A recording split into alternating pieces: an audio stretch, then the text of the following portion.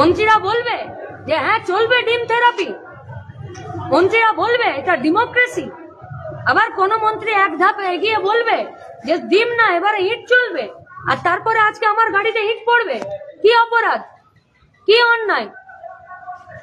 আমি তো পুলিশের যা ডিউটি, পুলিশ সেই ডিউটি পালন করুক এইটা বলতে চাইছি। 11:15 ঘটনা, কটা বাজে এখন? কটা বাজে এখন? কটা বাজছে? কি করবেন এখন? বলুন, জোরে বলুন, কটা বাজে? শীতলকুচি থেকে এসপি অফিস আসতে 1 ঘন্টা সময় লাগছে। 11:15 ঘটনা, 2:30 বাজছে, 3 ঘন্টা। গোটা রাজ্যের সমস্ত মিডিয়া দেখাচ্ছে, সোশ্যাল মিডিয়া ছেয়ে গেছে। শীতলকুচি থানা নিজে দেখেছে, সিসি ক্যামেরা আছে, ওখানে সমস্ত মিডিয়া ছিল, পোর্টাল ছিল। এসে লিখিত দিয়েছি, আমাকে এখানে বসে থাকতে কেন হবে? কেন অ্যারেস্ট হবে না? কতক্ষণ বসে থাকবেন? কেন বসে থাকতে হবে? কেন? এটাকে আইনের শাসন বলে?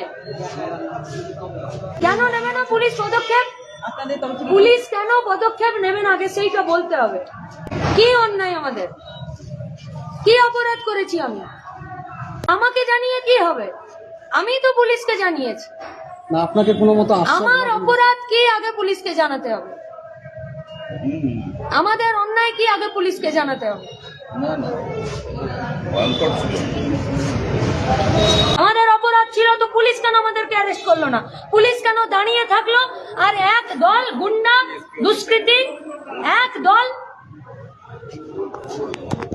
যারা এলাকায় সন্ত্রাস করছে, তারা কেন মারবে? আমাকে শরীরের শক্তি দিয়ে তাদের সঙ্গে লড়ে বেঁচে জিতে ফিরতে হবে, আর পুলিশ দাঁড়িয়ে থাকবে? যে আক্রমণ করবে তাকে ধরবে না, যে আক্রান্ত হবে আমাকে মারবে, পুলিশ বলবে যে আপনি পালিয়ে যান। পুলিশকে জিজ্ঞেস করুক এসপি যে কেন আপনি এনাকে পালিয়ে যেতে বলেছেন, কেন ওদেরকে ধরেননি?